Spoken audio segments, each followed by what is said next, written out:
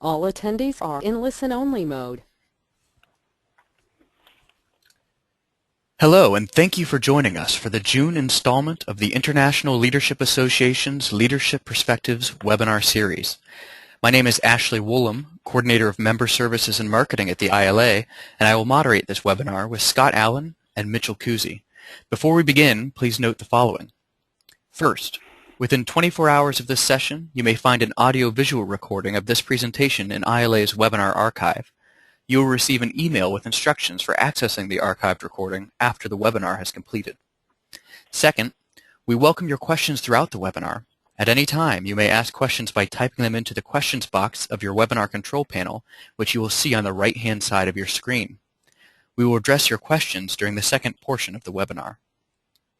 Finally, 5 randomly selected participants of today's webinar will win a complimentary copy of the book on which this webinar is based, The Little Book of Leadership Development, which Frances Hesselbein, President and CEO of Leader to Leader Institute, described as indispensable.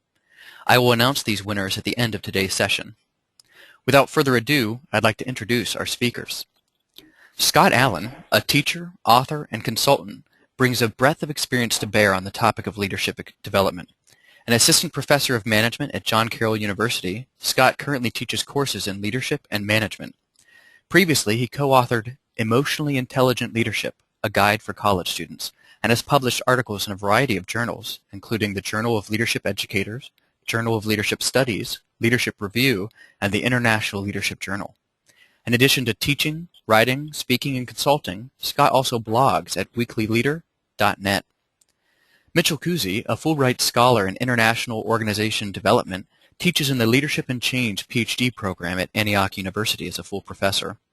An established author, Mitchel has written hundreds of articles and 5 books, including Toxic Workplace, Managing Toxic Personalities and Their Systems of Power, which he wrote with co-author Elizabeth Holloway. In addition to teaching and writing, Mitchel consults internationally in strategic planning, organization development, and everyday civility in healthcare. In 1998, Mitchel received the Minnesota Organization Development Practitioner of the Year Award. Prior to his academic career, Mitchel served as head of organization development for Health Partners and head of leadership development for American Express. You can learn more about Mitchel at www.mitchelkusy.com. Scott and Mitchel, thank you so much for joining us today. Thank you, Ashley. Thank you, Ashley. That was a very nice intro. You know, this is Scott, and I think we want to first of all thank the International Leadership Association for having us on today. We really, really appreciate their support and providing this venue to have this conversation with all of you.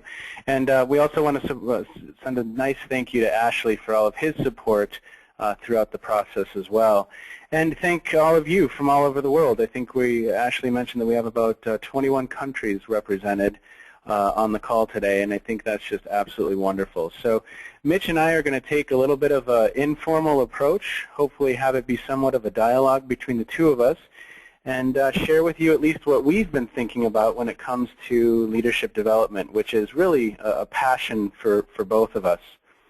So what we're going to do is start off with a quote. And that quote is from Morgan McCall, who for years has been writing on the topic of learning from experience. Morgan said this: experience, not genetics, not training programs, not business school, is the primary source of learning to lead. And although our understanding of this kind of experience is far from complete, it's absolutely the place to start. And one thing we'd like to do is right out of the gates get you a little bit involved. Do you agree with Morgan McCall? Do you agree with this quote? And we're going to give you a couple moments. We're going to put up a poll and see where all of you, the listeners, stand. And we'll give you just about 3 or 4 more seconds to add in your feedback.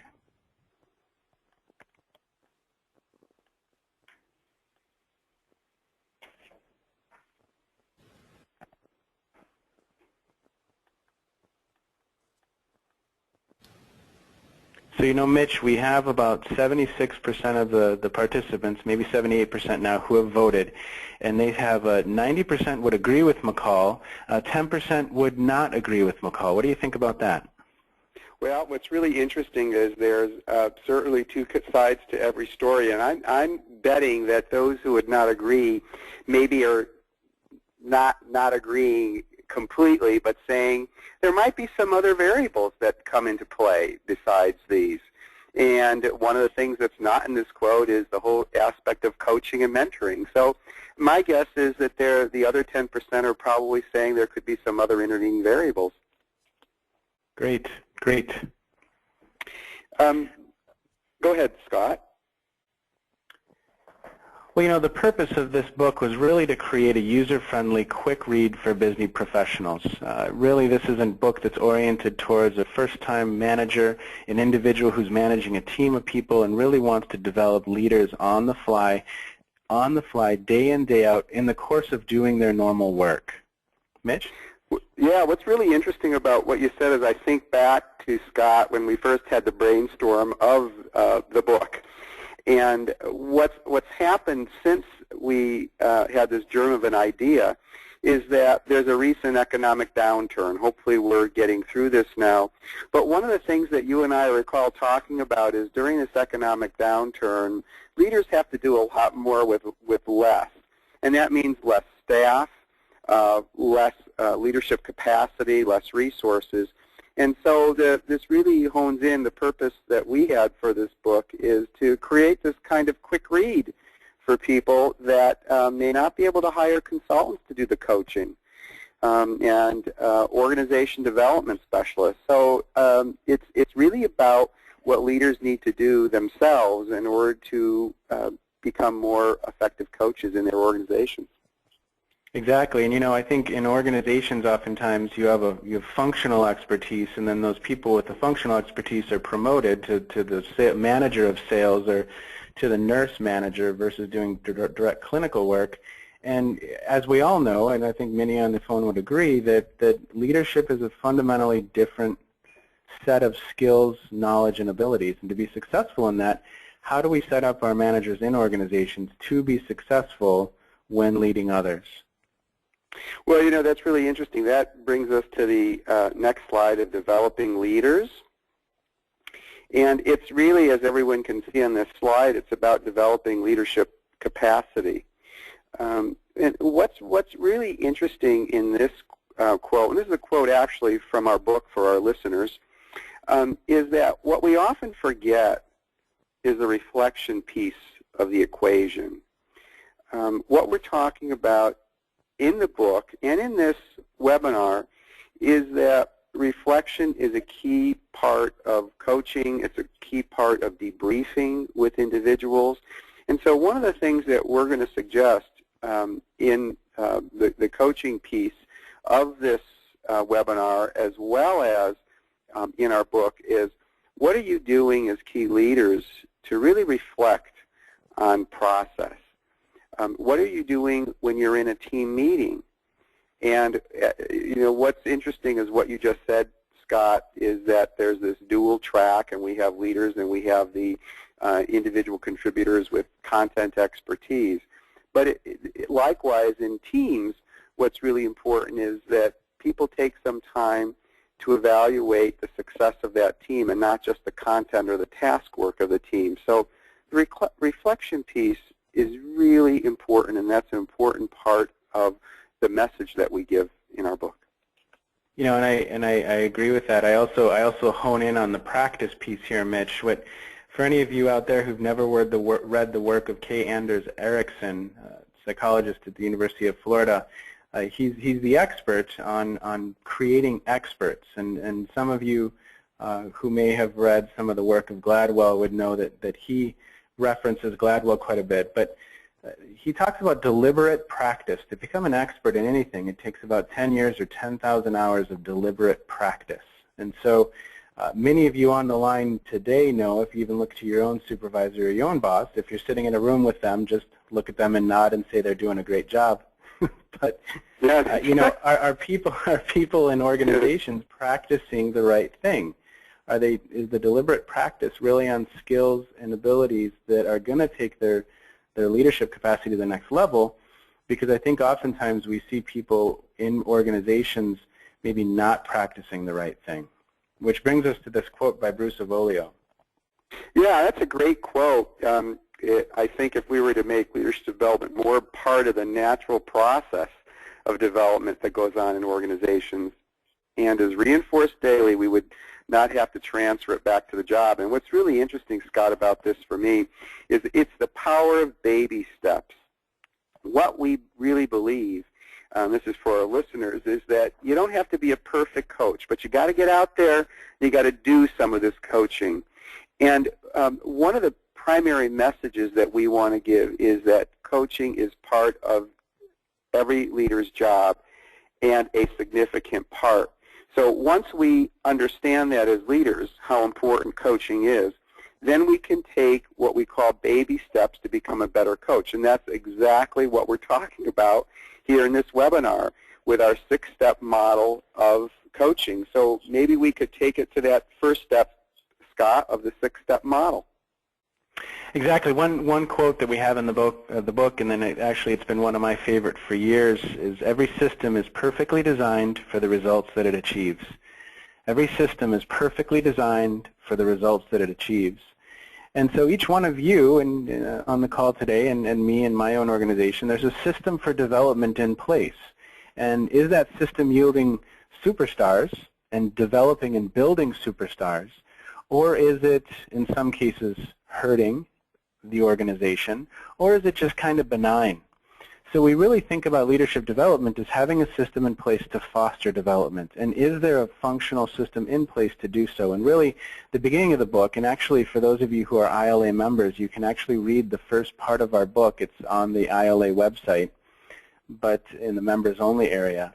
But really what we wanted to do is think about how can we, regardless of where someone is, whether that's a nonprofit, a Fortune 500, an NGO, regardless of the type of organization, how can we help leaders and organizations develop a system that fosters development? And so really the book has 50 concrete ideas that, quite frankly, 40 of them may not fit in your organization. Some of them may already be present, but some of them may really make a difference and maybe aren't currently in the system for development. And so that's really what we need to talk about as we introduce that 6-step model, is to really, truly building that system. You know, it's really interesting that the language, one of the terms you used, Scott, was a superstar. And if you look at the research from Buckingham and Kaufman of the famous First Break All the Rules, one of the fascinating things they found in their study is we leaders spend far too much time on the poor performer and not enough time on those who are performing well.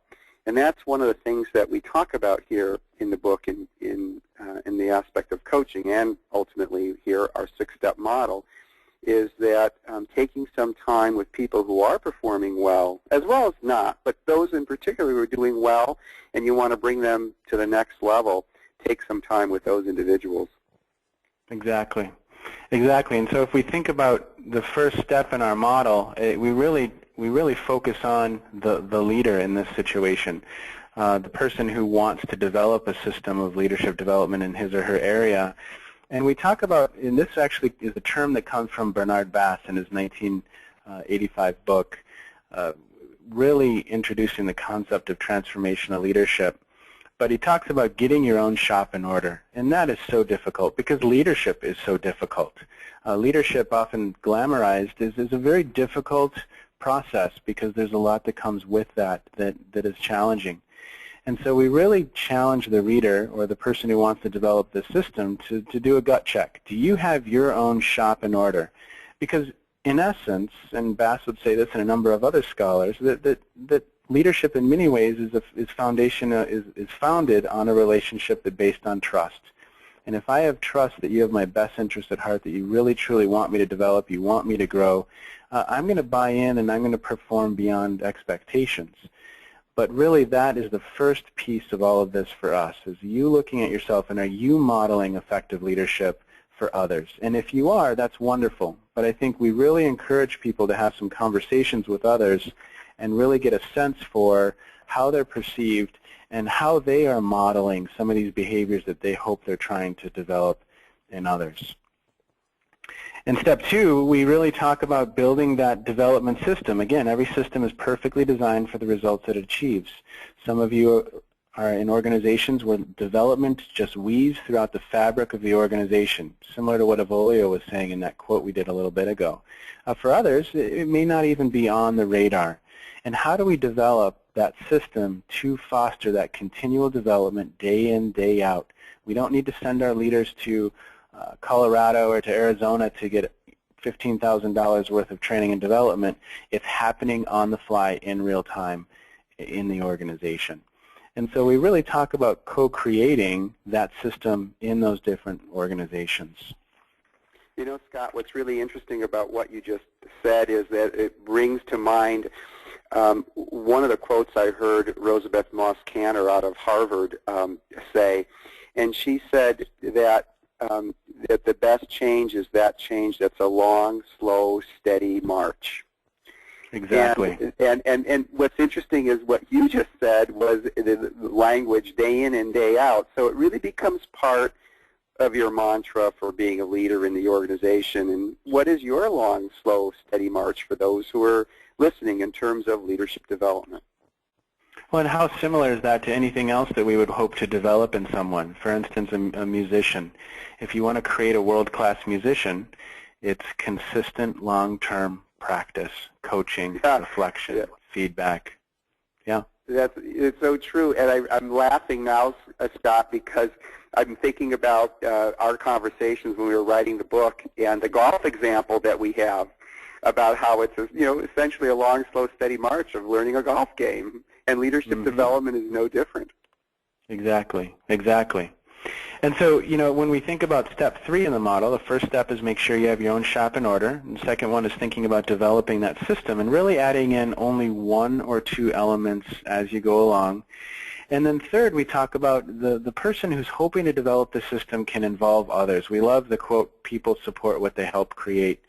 So how do you gather your team together and have them think through which of these 50 tips or which of these 50 concepts may apply in their situation or in your organization? If people are involved in that dialogue, I think it's much more likely that they will be bought in and willing to participate and not view it as somewhat of a flavor of the month type intervention, but again, that long, slow march and that continual ongoing development. Mitch, you want to talk about managing the system? Yeah, I think we're about ready for step 4, Scott and others, and managing the system. As you can see from this slide, this is sort of what we talk about as a team perspective. One of the things that Scott and I really believe, and we accentuate this point in the book, is talk about leadership development to others. Let them know what you're doing. Be transparent. At a staff meeting, tell them that you want to build the leadership capacity of the team. This is new for you, and you might fail in this a little bit, and you might need their support.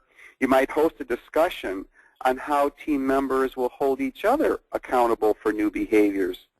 So talking about these new behaviors that you would like to initiate, your own new behavior as a leader as well as team members, invite people to talk about their own leadership development activities that they're engaging in at their own staff meetings. So really making it much more transparent and less esoteric. Scott? Exactly, exactly. And then when managing the system, once we say, you know what, we think these 1 or 2 elements would be nice opportunities for us to develop and grow, how do you consistently manage that system and embed them in the culture until you move on to maybe some of the other ideas in the book? But really, truly letting 1 or 2 or 3 of these get embedded into just the normal way of being. Back to that Avolio quote, if it's just weaving throughout the tapestry of your group, of your organization, of your unit, then I think development will more likely be this continuous ongoing process versus it being some experience over here for a week at a time. So managing the system is just so incredibly important. And we really emphasize in the book not to bite off more than the culture can chew. How do we really make this a slow, methodical approach? Yeah, I agree with that. And what's interesting, the language that you just used is that it's a process, and it really is. But one of the things that we say to people is that while it is a process, you have to be concrete about it. And this actually brings us to our step 5 of evaluating the system. So what's really important here is that leaders take the time to ask individuals as well as team members, what's going well in this process of leadership development? Notice we said what's going well in the process of leadership development, not what is going well on your job. We are not focusing on necessarily the tasks that people have, but what are they doing to build their leadership capacity? So taking some time to say, what's going well, what isn't, what needs to be improved? So it's important to talk about the process of leadership development and to do some informal evaluations of what's going well and what can we do to improve it further. Exactly. And, you know, really only, oh, go ahead, Mitch. No, you go ahead. You know, only after that do we really begin thinking through what new pieces we should add. Again, we provide 50 tips or suggestions for developing leadership capacity on the fly, but I think not all of them will apply.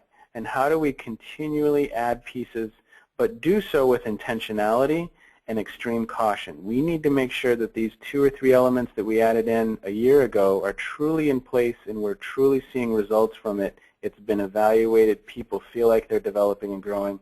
Then we go back in and potentially think about adding something new. Right, and when we add the new pieces in, exactly what you said, Scott, is you add them with caution, which is our step 6. So what we suggest to leaders, not only in our book, but when we're consulting with leaders, is that you take 1 or 2 tips and really do those well. And I like what you said earlier at the beginning of this webinar, Scott, that 40 of these tips may not be appropriate for you, and 10 of them might be, and of those 10, pick 1. And it reminds me of our conversation in writing the book that you and I said there's no special order to these 50 tips. In fact, we even say in the book you could start backwards. You could read tip 50 first and thumb through and see if there's some tips that hit you, but start with 1 or 2. This might be a good time, Scott, to take a poll of the group. And I'm going to ask the indulgence of the group, and hopefully you're smiling when I say this. This is a new kind of thing for me, a technology regarding adding a poll. So if I flub in this, Scott, you can come in because Scott is a techno-savvy expert of the 2 of us, everyone. So I'm going to try. So the poll is this. We gave you 6 steps, and we're going to ask of the 5 previous steps, so not taking the last one, of the 5 previous steps, which do you think is most important? So we have getting your own shop in order, building your leadership system, involving others, managing the system, and evaluating the system. So, Scott, I'm going to have you take over on this because I might have not given everything completely, and I want to make sure we get this poll to work. You did great. What we'll do is we'll be quiet for we have about 60% of our participants have voted. We'll be quiet for about 10 seconds and let you finish up voting. The results are pretty interesting. So go ahead and finish out, and we'll be back with you in about 5 or 6 seconds.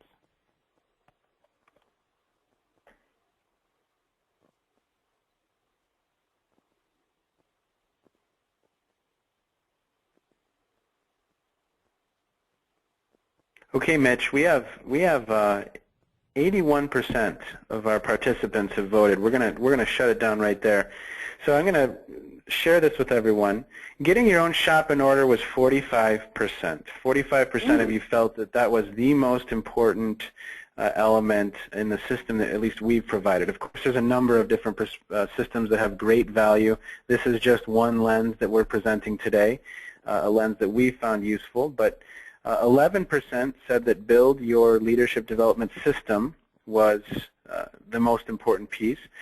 33% said involve others. So Mitch, to recap, the front runners right now are 45% said get your shop in order, 33% were at involve others, 0% for managing the system, and 11% for evaluating the system.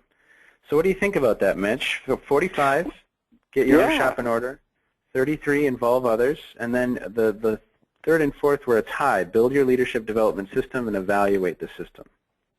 Well, what I think is what's really fascinating to me is that there's two that are the high points, and it could be just based upon the personal experiences that people have had. But I have to say I'm really surprised, 0% about evaluating the system, and I wish we could talk with folks right now on that one, but that might be a very interesting conversation because we're going to leave about 15 to 20 minutes in this webinar for the for discussions and Q&A with us. So that may be really interesting, but it's also aligned with what we have seen from the research. For example, getting your own shop in order with 45% saying this.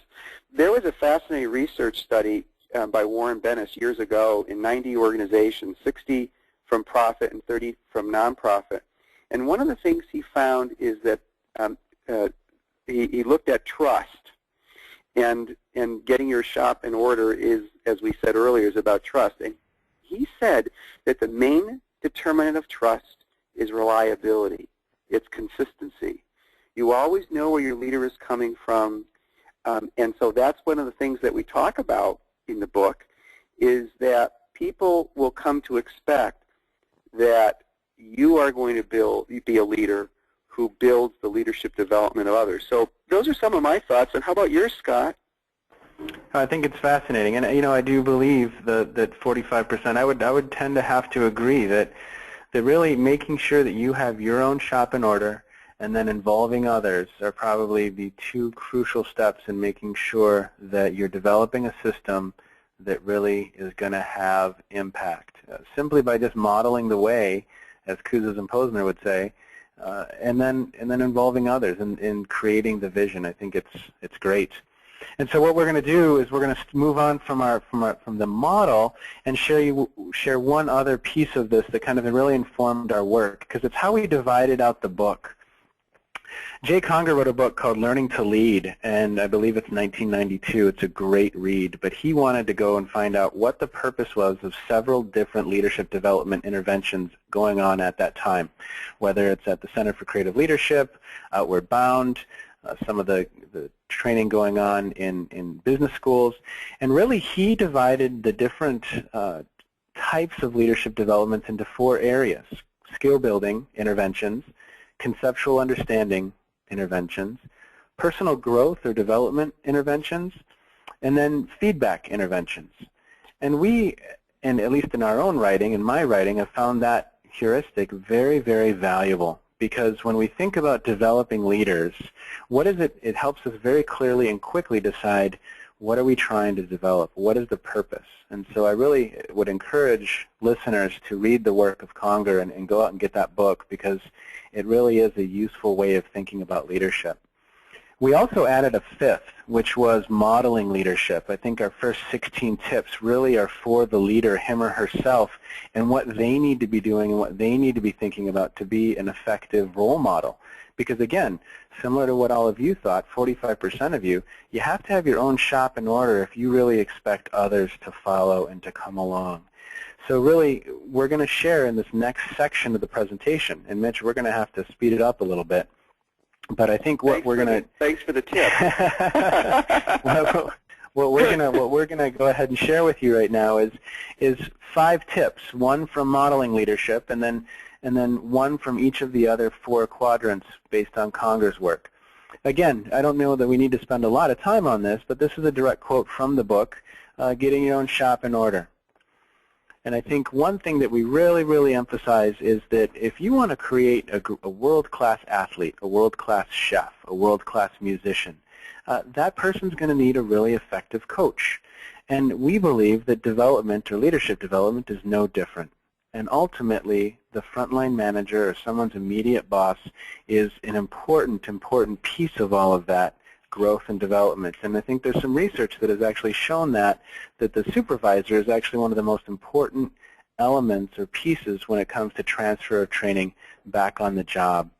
And so when we talk about coaching for performance, we really think that if a leader or a person in a position of authority isn't coaching his or her team on an ongoing basis, this isn't a one-time-a-year performance review, right? Imagine if a world-class swimmer received feedback one time a year. No, this is an ongoing daily intervention, and it might just only be positive in its feedback. But how are you doing as a coach, and are you truly coaching for performance? And we have another poll right here because this is an interesting question for us. How many, if you think of yourselves right now, you think of your own organization that you're in, how many of you would suggest that you have that coach directly above you, that individual who is consistently on an ongoing basis coaching you for performance, taking your skills and abilities to the next level? You believe they have their best interest at heart, they want you to succeed, they want you to develop, they want you to grow, and I'll give you about 5 or 6 seconds. We have about 55 of you having voted, and then we'll move on.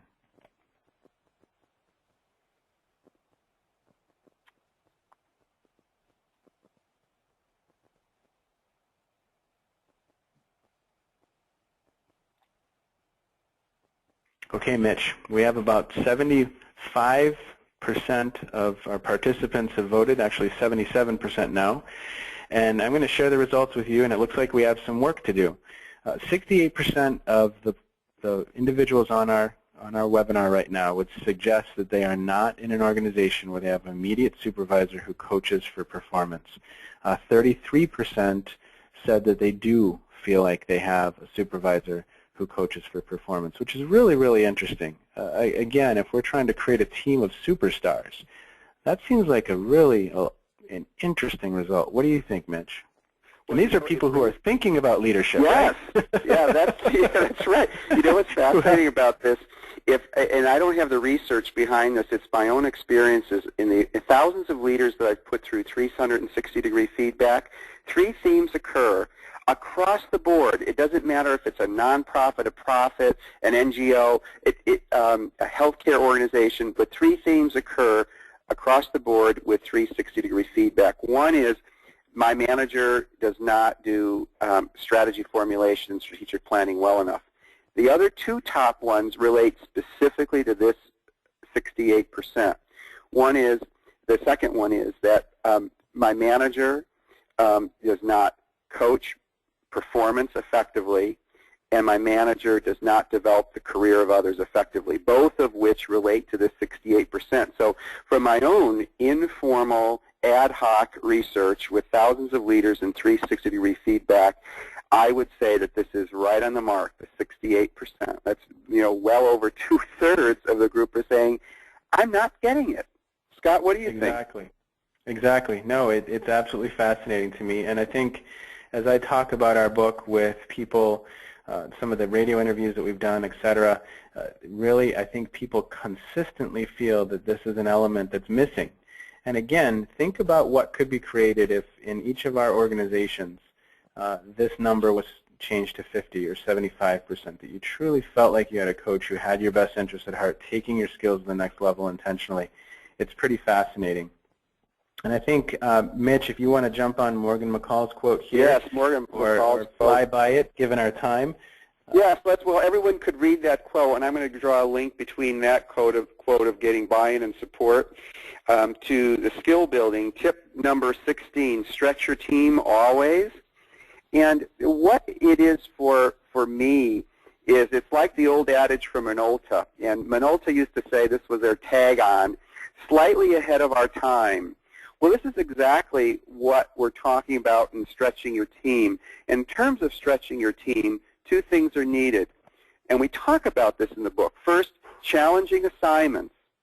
And secondly, opportunities to try out the new skills and behaviors. Again, challenging assignments and opportunities to try these out. So I think we're about ready for another poll, Scott. How many? Go ahead, I'm sorry. No, go for it. Okay, how many of you are currently in a role where this is used intentionally, and this is a yes or no response, so that you get challenging assignments and opportunities to try out these new skills and behaviors associated with that. Yes or no? And this isn't someone just dumping an assignment on you, but it's an intentional intervention to help your skills develop to the next level. It's a good distinction, Scott. Thank you. Mm-hmm.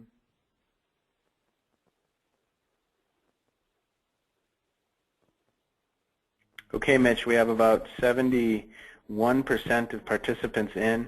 53% would say they are not being stretched to the next level. 47% would say yes. And again, what's interesting, and we'll move on, but I think the real interesting conversation would be there. Among those 47%, a good number of them don't feel like they're being coached effectively. Is it just that someone's dumping projects on them because there's no one else to do it, and they're developing because of that? Or is it really part of an intentional design to take their skills and abilities to the next level? That'd be fascinating. It'd be a great conversation. So Jackson and Lindsay really, in some ways, challenge some of McCall's thinking and say, you know what, there's an important piece of the classroom education in all of this discussion, that performance or lessons from experience or experience itself may not be the only place that we can start when we think about developing leaders. And I think really one thing that we like to think about here, and this comes directly from the military, is if you want to develop someone's conceptual understanding, there can be some pre-work, some pre-classroom training before we go and do something. But then there's also what Mitch talked about earlier, that reflective piece. And the military conducts this process called AfterAction Reviews. Bruce Avolio has written about it, and others have as well. But in organizations, do these AfterAction Reviews occur? Because a lot of learning can happen in that space. And oftentimes, as we work with organizations throughout the country and throughout the world, in Mitch's case, I think we see that people aren't even for 5 minutes, 10 minutes, taking the time to really sit back and reflect and conduct that quick after-action review so that next time we've captured some of the learning that occurred, everyone's kind of made sense of it, and we're moving on. We'll talk about this in a little bit, but another challenge to this approach of learning from experience is, well, has learning really occurred? And David Day wrote a little bit about that. And so this is one way to capture some of that learning. Mitch, any thoughts on that one?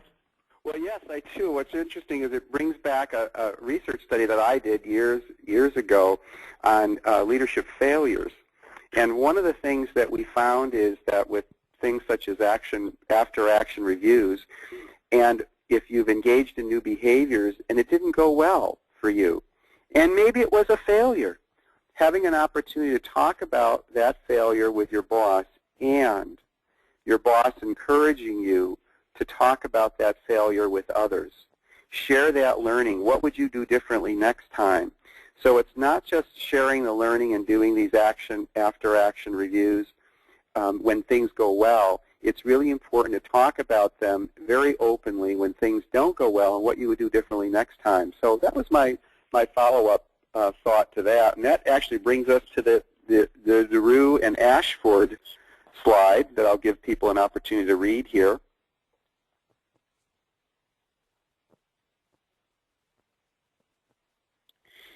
So make sure that the message here is make sure that you tell, as a leader, you tell everyone it's okay to talk about leadership development. Leaders developing others, and others saying, I'm going to develop myself as a leader as well. This is everyone's job. I remember, there's a personal story years ago when I was reading a professional journal. It was an academic journal. And one of the things that I'll never forget what the professor said in this article is that, you know, it's okay to talk about these kinds of things.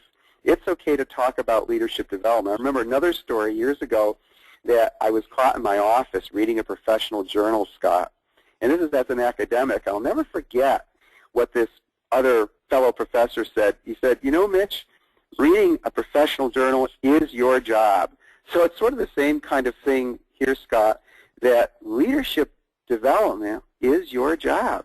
Developing yourself as a leader, modeling the way, the Kusy Symposer, what you said earlier, Scott, as well as developing others. Scott? Exactly. No, I couldn't agree more. And, you know, one way to develop others that we talk about in the book, Mitch, you want to talk about tip number 40? Yeah, that's a great one, that encouraging service in the community. This reminds me of another personal experience during my American Express days. When I was one of the leaders at American Express, every leader in the organization had, as part of their annual goals, one section that asked what they were doing to contribute to the community. And their belief was that if you contribute to the community, you contribute to society, and they wanted to develop leaders who contribute to society. So one of the tips here, tip 40, and a number of our leaders, as you recall, Scott, really gravitate to this one, and they say, I don't do enough to encourage this of my staff. And so talking about how important service is to the community and selecting an organization or an agency in which you want to give back to. Exactly. And you know, there's so many skills that can be developed by sitting on a board in another organization, whether that's influence, you know, sitting on committees that deal with strategic planning, development or fundraising, all skills that, again, are intentionally developing someone. And if that's done by design and that learning's captured, I think that can just be incredibly powerful. You know, I love what you just said. Go ahead, Scott. No, I mentioned the name David Day a little bit earlier, and I think he's at Western Australia now. He was at Singapore Management University, but he's just a great thinker on the topic of leadership development. For those of you on the line who haven't read any David Day, please go find his work, because it's just incredible. And so I think he does a very nice job of critiquing in some ways what some of the dangers are when it comes to learning from experience, or what some of the potential pitfalls are. And I think one that we really try and address in the book is that, again, how are you ensuring that people are capturing the learning? Because if people aren't capturing the learning, then maybe it's just an experience and they move on to the next thing. One way to do that is to provide feedback, and another way to do that is to provide people the opportunity to do some self-evaluations. And oftentimes I think this is designed in organizations to be a cumbersome process. A lot of these interventions are, and these don't need to be cumbersome. I think of the book 8-Minute Abs, right? I think we could be developing leaders in 8 or 10 minutes a day as well, if we're capturing the learning and really trying to put in interventions that really challenge people to go to the next level. And so how do you as a coach set aside some time for self-evaluation, for the person you're trying to develop to evaluate? Of course, you're doing that yourself, but if you're setting aside that time, people can really reflect on, you know, where am I being successful now? Where do I need to develop? How was I in that last meeting? Why didn't I influence others the way I'd hoped to? Why am I not able to convince others that my way or my idea is a good one? 2 or 3 minute interventions, simply trying to help an individual make sense of that, can be incredibly powerful. The next, Peter Vail, and by the way, Peter Vail, I would regard as one of the top 10 organization development experts in the world, expert thinkers in organization development. He wrote the foreword to our book. And I loved his quote that actually comes from our book, that a chronic problem with teaching and training about leadership is that there's doing it and then there's talking about it. And no amount of talking about it is going to hit the mark. So you got to get people out there engaging in new behaviors, and don't wait for the opportunity to be perfect. There are no perfect opportunities. I'll never forget this experience that happened to me, Scott. I don't think I've ever told you this story, but this is years and years ago when I was at American Express. This is when we didn't have computers. We had word processors. I'll never forget, my boss said to me, you know, Mitch, when you bring me an idea so perfectly word processed with bullets and everything, it makes me feel like I can't be part of the process. It makes me feel like you've got your mind made up and you're not open to input. So it's always struck me about that good advice, sage advice from from my boss. And so get out there and do it, even when it's a stretch. Baby steps. If something is too big, break them down into smaller steps. But go out there and do it, and just don't talk about it. Exactly, and that's a real challenge. That's a real challenge, Mitch, with leadership development. I mean, so much of it is done in the confines of a classroom, talked about, right? The quote-unquote development is occurring there. It's like you're trying to train baseball players and putting them in a room and talking about baseball for 5 or 6 hours. But then these individuals go back to the workforce and they go do, but there isn't oftentimes an opportunity or a coach there to give them feedback on how they're doing. It's like, again, putting those baseball players in a room and talking about baseball for 6 hours, but then letting them run out on the field with no coaches whatsoever and expecting great results.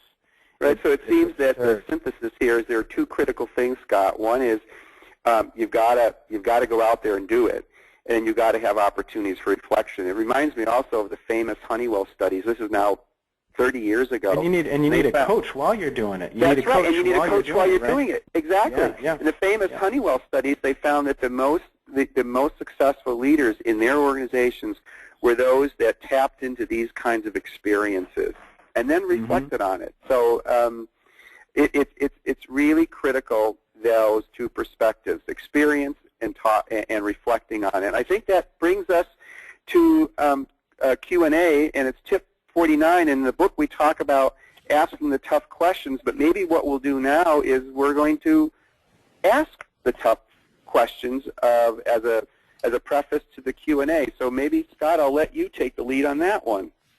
Sure, and this is your opportunity to in the last 10 minutes that we have on the webinar, to engage us in what questions or what thinking or observations or disagreements that you have about at least how we've been thinking about leadership development.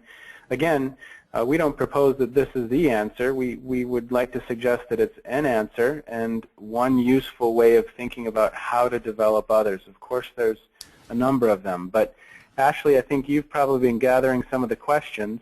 I have indeed. Why don't we spend some time? Yeah, let's get to those. All right, great. Yeah, a lot of good questions have been rolling in. First, just want to share some comments from the very beginning of the presentation when about the Morgan McCall quotation, experience, not genetics, ... is the primary source of learning. Mitch, some people wrote in to say that your explication of why they voted no, that they didn't agree with his statement. Some people wrote in to say you were exactly right, that they thought that reflection was a requirement and so on and so forth. So just wanted to share that. Then Jim from Kansas City, Missouri asked, how do you differentiate executive development from leader development from manager development? That's a great question. Mitch, you want to jump in on that one? Tackle that one first? Sure, that'd be great.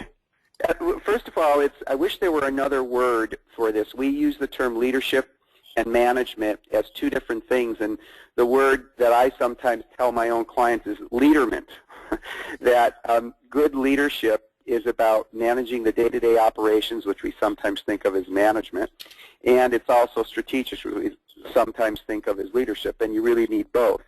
And so with that being said, I don't know if there's a tremendous difference here.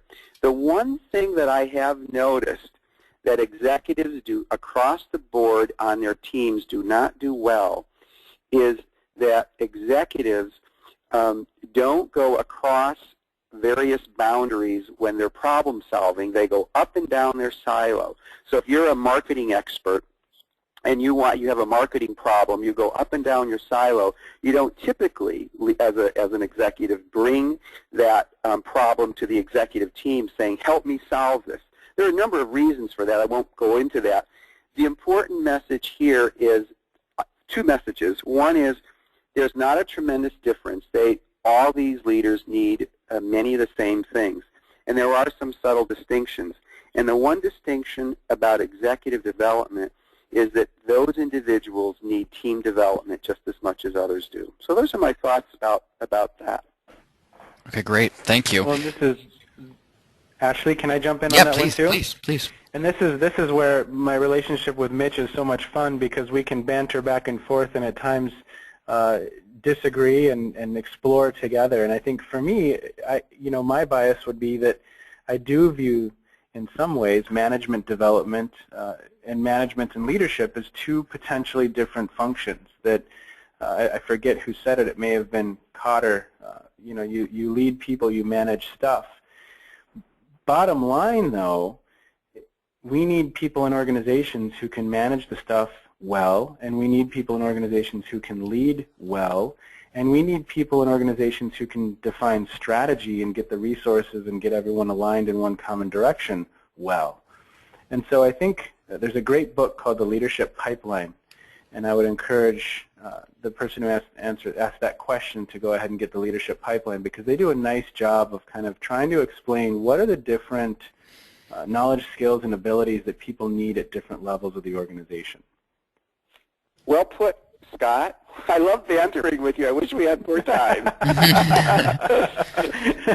We have another question, maybe, Ashley. Yeah, we've got a lot of more questions, and ironically enough, the next two have to deal with time. We have Allison from White Plains, New York, asking, what do you think is an appropriate time frame to develop a leader? 6 months, a year? I would say a lifetime. That would be my quick reaction. I think as soon as any one of us are through truly reflecting and looking within, because we're always in different contexts. What works in one context does not work in another context. We see that play out all the time in athletics, where you have a coach who is wildly successful here, changes context, and can't make it work. We see that with CEOs as well. So I guess for me, it's a lifelong process, and I think there's a number of great scholars like Bruce Avolio who would really suggest that it is. It's a continuous, ongoing process, so that when we enter new contexts, and it's almost our way of being to be developing and to be growing and to be reflecting and to seeking out coaches or mentors. And so I guess that would be my initial reaction. Mitch, what would you say? Yeah, I would agree with you on that, and I would add an and. I'd say, yes, it's a lifetime, and it's 5 minutes. Let me give you an example from our book of the 5-minute exercise. We call it our LCS model. So someone tried a new experience, and you want them to talk about it, and this is part of the leadership development time frame. So the LCS model is they talk about what did they learn from this experience, so the L for learn. C, what would you change, C for change, and S, what suggestions would you make to improve this in the future, so the LCS model. And this is a great team development process in terms of developing leaders as well that takes 5 minutes.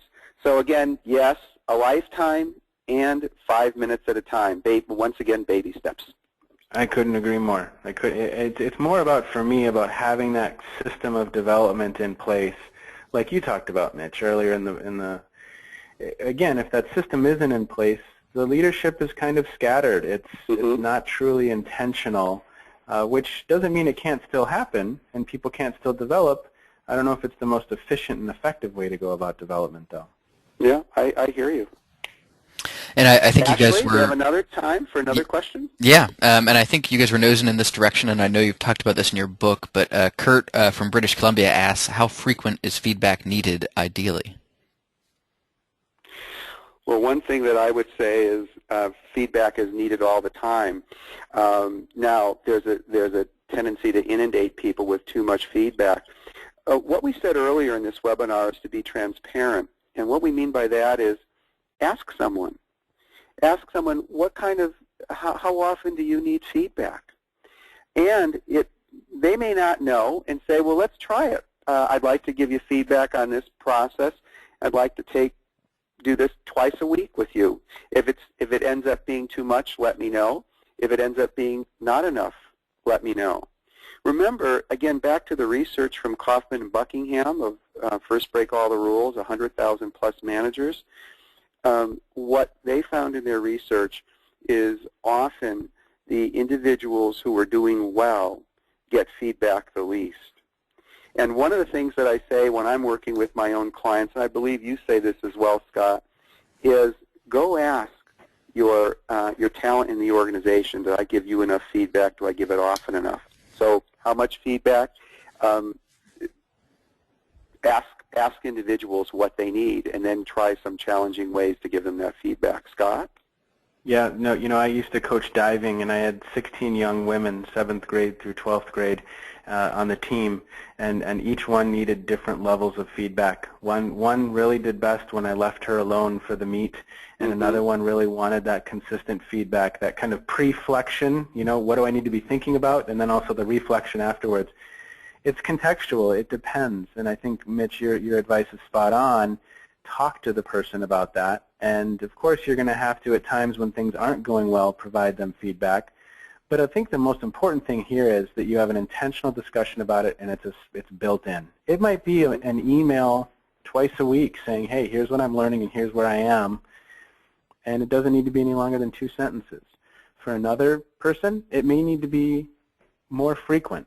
I think the question is asking and setting those baseline expectations. Well, just a quick thing, what you just said, Scott, that I agree with 100%. And first of all, Kurt, that was a great question, and the question about timing. But you just named another important variable here, and that's the context. So some people want the feedback via email, some want it via face-to-face, some want a voicemail. There's a number of different contexts. Some want it privately, some want the feedback in a team. So asking individuals that. Okay, great. Now, and I think that can take time out of the manager's day, and you're going to need to manage that. I think most important is that there's a system in place. Yep. Great. All right, I think we have time for one more question, and then we'll go ahead and close out and announce the winners of the book giveaway. Janine from Chanhassen, Minnesota, asks, so would beginning a leadership development process also help us get our own shop in order and involve others? So first of all, shout out to Chanhassen. I grew up in Edina, so thank you for asking that question. I know Mitch has Minnesota roots as well. Yeah, I lived in Minneapolis for 31 years, so rah-rah, even though I live in San Francisco now, but great place. I couldn't agree more. I teach leadership 2 nights a week, 7 months a year. And one of the most valuable tenets I have is that I need to model this. I need to effectively model what it is I'm teaching. And so I use that as an opportunity to practice. I have to switch into influence mode or motivational mode or inspirational mode. And that doesn't necessarily always feel comfortable for me, but I can practice. So I couldn't agree more with you that even just putting the system into place is going to focus you as a manager, as a leader in an organization, to really reflect on, am I modeling this stuff well, and where are my limitations and where are my shortcomings? I couldn't agree more, and I think that it's a great impetus for the leader to have to model the way and work through some of their own challenges. We are all fascinating case studies, and each one of us has great strengths and areas for development. This process may shine some areas for development on you as the leader as well. That's fantastic. Thank you so much. At this time, I'd like to bring a close to the questions. Scott and Mitchell, thank you again so much for taking the time to be with us today and for delivering such a great presentation. Thank you. Thank you, Ashley. Thanks, everyone on the line. At this time, I'd like to announce the winners of the book giveaway. 5 of today's participants were randomly selected to receive a copy of The Little Book of Leadership Development, written by our presenters. They are Lisa D. from West Virginia, Richard H. from Cambridge, UK, Rick B. from Orlando, Florida, Sergio R. from Santa Fe, Argentina, and Helen O. from Butte, Montana, I believe. Congratulations to those folks, and I'll be emailing them shortly with more details. If you enjoyed today's webinar, I hope you'll also be able to join us next month for the next installment of the Leadership Perspectives webinar series, which will be Coaching with Compassion, Inspiring Sustained Desired Change, with Richard Boyatzis on July 25th. To learn more or to register, please visit ila-net.org. Thank you again for joining us today. Be well and do good work.